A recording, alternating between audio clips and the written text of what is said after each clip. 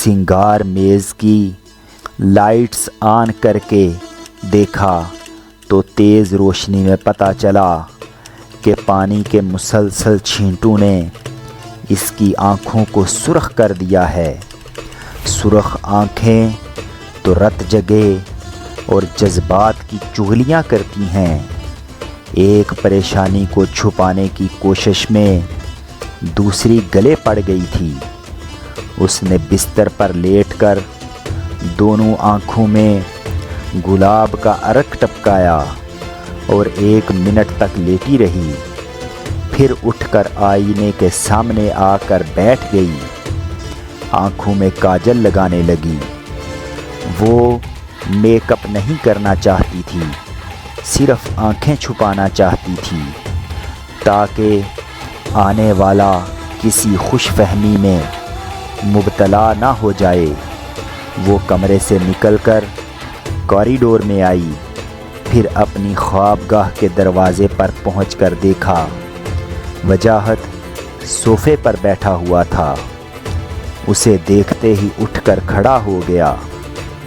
کوئی شوہر اپنی بیوی کی تعظیم کے لیے نہیں اٹھتا، یہ تعظیماً اٹھنا بتا رہا تھا کہ ابھی وہ بیوی نہیں ہے، ایک ایسی نئی عورت ہے جسے حاصل کرنا باقی رہ گیا ہے۔ حاصل ہونے کے بعد وہ بیوی ہوگی اور تعظیم رخصت ہو جائے گی۔ شرافت نے غلط نہیں کہا تھا کہ ابھی وہ وجاہت کی بیوی نہیں ہے، اور وجاہت بے اختیار اپنے عمل سے ثابت کر رہا تھا کہ صرف نکاح پڑھانے سے عورت بیوی نہیں بن جاتی، بیوی بنانے کے لیے اسے تعظیم کے مقام سے نیچے گرانا پڑتا ہے۔ سلطانہ نے کمرے میں آ کر اسے سلام کیا، پھر کہا، معافی چاہتی ہوں، آپ کو انتظار کرنا پڑا۔ میں تمام عمر ایک پاؤں پر کھڑے رہ کر تمہارا انتظار کر سکتا ہوں۔ وہ سامنے آ کر ایک صوفے پر بیٹھ گئی۔ وجاہت نے کہا، کاجل لگانے سے آنکھیں خوبصورت ہو جاتی ہیں، لیکن تمہاری خوبصورت آنکھوں نے کاجل کا حسن بڑھا دیا ہے۔ یہ کاجل یہاں نہ ہوتا تو کہیں نہ ہوتا۔ وہ سر پر آنچل درست کرتے ہوئے بولی۔ اپنی تعریف سن کر خوشی ہوئی، لیکن میں خوش ہونا چاہتی ہوں تو میرے حالات مجھ پر ہنستے ہیں۔ حالات؟ کیسے حالات؟ سوچتی ہوں سسرال سے واپس آنا کہاں تک مناسب تھا۔ ہاں، حالات نے مجبور کیا، تمہیں غصہ آ گیا، بات ایسی ہو گئی کہ میں تمہیں روکنے کے حق سے محروم ہو گیا۔ بہرحال جو ہوا اسے بھول جاؤ۔ میرے اور آپ کے بھولنے سے کیا ہوتا ہے؟ دنیا تو نہیں بھولے گی۔ دنیا والے بہت کچھ کہتے ہیں، پھر بولتے بولتے ایک دن تھک کر خاموش ہو جاتے ہیں۔ مجھے یہ سوچ کر خوشی ہوتی ہے کہ تم نے اپنے آپ کو صرف میرے لیے رکھا ہے۔ کوئی دوسرا ہاتھ لگائے تو چیخ پڑتی ہو۔ میری یہی پارسائی میرے لیے عذاب بن گئی ہے۔ اب باتیں بنیں گی کہ میں داغدار ہوں۔ کس کی مجال ہے کہ تم پر انگلی اٹھائے؟ جاگیردارانہ بڑک لگانے سے حقیقت نہیں بدلے گی۔ اگر میں پہلی رات میکے نہ آتی، جو ہوا تھا اسے برداشت کر کے سسرال میں رہ جاتی، تو معاملہ اسی 4 دیواری میں ختم ہو جاتا۔ سلطانہ، مجھے تو خوشی ہے کہ تم نے ایک سچی عورت کی طرح احتجاج کیا اور ثابت کیا کہ میرے سوا تمہیں کوئی چھو نہیں سکتا۔ مگر اس نے چھو لیا تھا اور یہ بات آگے بڑھ گئی۔ میں آپ کے ساتھ ازدواجی زندگی گزاروں گی، لیکن اس کے نام سے بدنام رہوں گی۔ ایسا نہیں ہوگا، یہ معاملہ رفتہ رفتہ ختم ہو جائے گا۔ شرافت اسے کبھی ختم نہیں ہونے دے گا۔ وہ سر جھکا کر سوچنے لگا، پھر ایک گہری سانس لے کر بولا، وہ سانپ میری آستین میں پل رہا ہے۔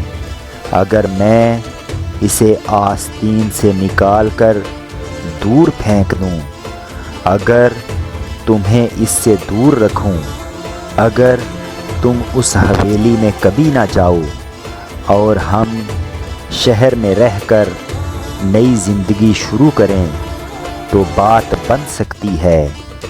بات صرف اس طرح بنے گی کہ شرافت یہ لکھ کر دے کہ اس نے دیور کی حیثیت سے میرے ساتھ مذاق کیا تھا۔ غلط فہمی کے باعث بات بڑھ گئی تھی۔ شرافت یہ غلط فہمی دور کر کے اپنی بھابھی کو خود بائی کے گھر میں لے آیا ہے۔ ہاں، یہ بات معقول ہے، آئندہ بدنامی کا اندیشہ نہیں رہے گا۔ میں کل ہی اپنے بزرگوں کی موجودگی میں شرافت سے یہ لکھواؤں گا۔ ملازمہ نے آ کر کہا، آپ کو ابا جی یاد کر رہے ہیں، کھانا تیار ہے۔ سلطانہ نے کہا، ہم آ رہے ہیں۔ ملازمہ چلی گئی۔ وجاہت نے کہا، فون پر تمہارے ابا جی نے کہا تھا کہ میں تمہیں اپنی حویلی میں لے جانے کی بات نہ کروں۔ میں خود نہیں چاہتا کہ تم وہاں جاؤ، مگر میں نے جو کوٹھی تمہارے نام لکھی ہے وہ تمہاری ہے، تمہارے سسرال والوں کی نہیں ہے۔ ہم کھانے کے بعد وہاں جا سکتے ہیں۔ وہ ذرا کشمکش میں رہی، پھر بولی، آپ کچھ خیال نہ کریں، پہلے شرافت سے لکھوا کر لے آئیں، پھر میں آپ کی ہوں۔ میں اندیشوں میں رہ کر نئی زندگی شروع نہیں کروں گی۔ وہ مایوس ہو کر اٹھ گیا۔ سسر کے ساتھ بیٹھ کر مجبوراً روٹی کھائی۔ کھانے کے دوران سوچتا رہا، کیا شرافت سلطانہ کی مرضی کی تحریر لکھ دے گا؟ اس سے لکھوانا آسان تو نہیں تھا، لیکن کوشش کی جا سکتی تھی۔ وہ بڑی خوشی سے دلہن کے ساتھ رات گزارنے آیا تھا۔ دلہن کوئی خریدی جانے والی چیز نہیں تھی، اسے ڈانٹ ڈپٹ کر بھی حاصل نہیں کیا جا سکتا تھا۔ ابھی پتہ نہیں کتنی بار اس کے دروازے سے نامراد جانا تھا۔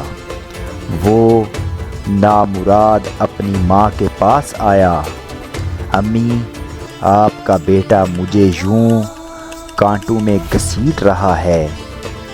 کیا دلہن نے آنے سے انکار کر دیا؟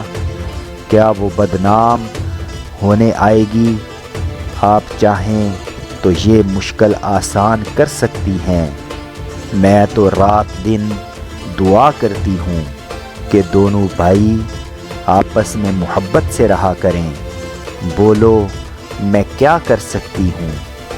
آپ شرافت سے یہ لکھنے کو کہہ دیں کہ اس نے دیور کے رشتے سے سلطانہ کے ساتھ مذاق کیا تھا، جس سے غلط فہمی۔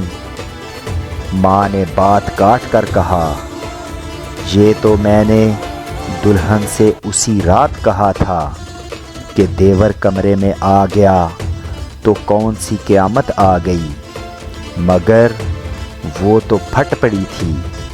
امی، اس رات کی بات جانے دیں، ابھی جو کہہ رہا ہوں وہ لکھوا دیں۔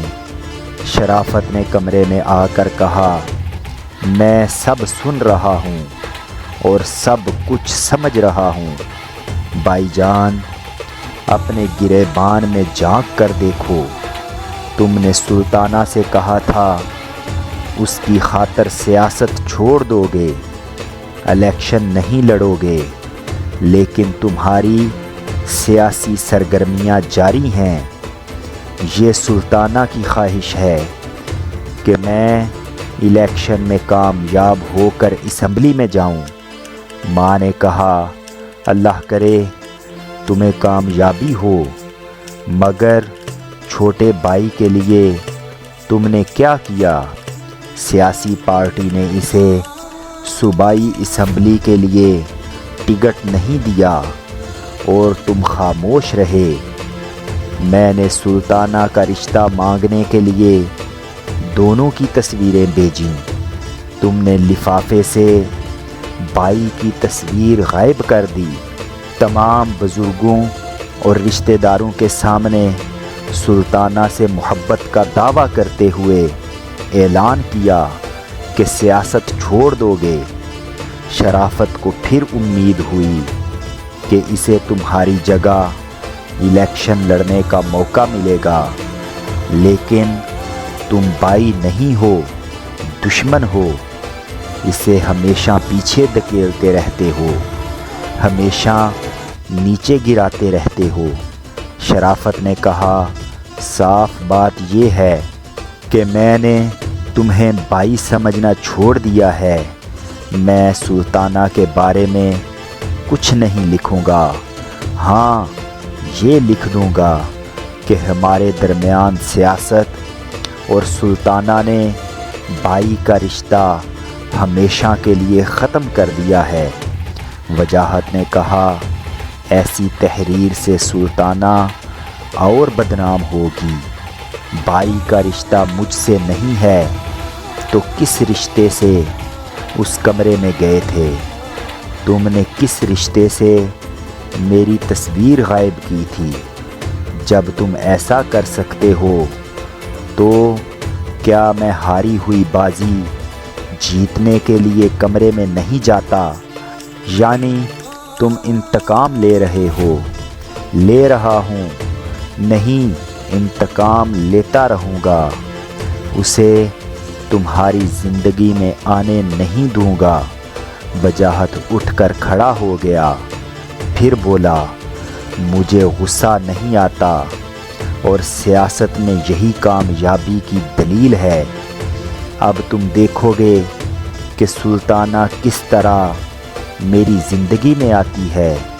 وہ پلٹ کر جانے لگا، شرافت اس کے پیچھے دروازے تک آ گیا، بولا، تم بھی میری سیاست دیکھو گے، میں الیکشن لڑوں گا، تمہاری مخالف پارٹی نے مجھے ٹکٹ دے دیا ہے، پھر وہ عورت بھی میری ہوگی جو اب تک تمہاری کچھ نہ بن سکی۔ وجاہت نے اپنے کمرے میں آ کر دروازے کو اندر سے بند کر لیا اور بے چینی سے ٹہلنے لگا۔ اسے یہ اطلاع مل چکی تھی کہ شرافت دوسری پارٹی کے پلیٹ فارم سے آیا ہے، ابھی اس نے خود ہی تصدیق کر دی تھی۔ اب سیاست اور سلطانہ دونوں محاذوں پر بھائی سے مقابلہ تھا۔ وجاہت کو یقین تھا سیاست میں چھوٹے بھائی کو بری طرح شکست ہوگی، لیکن سلطانہ کے محاذ پر بے چینی تھی۔ کامیابی اسی صورت میں ممکن تھی کہ وہ جلد از جلد حاصل ہو جائے۔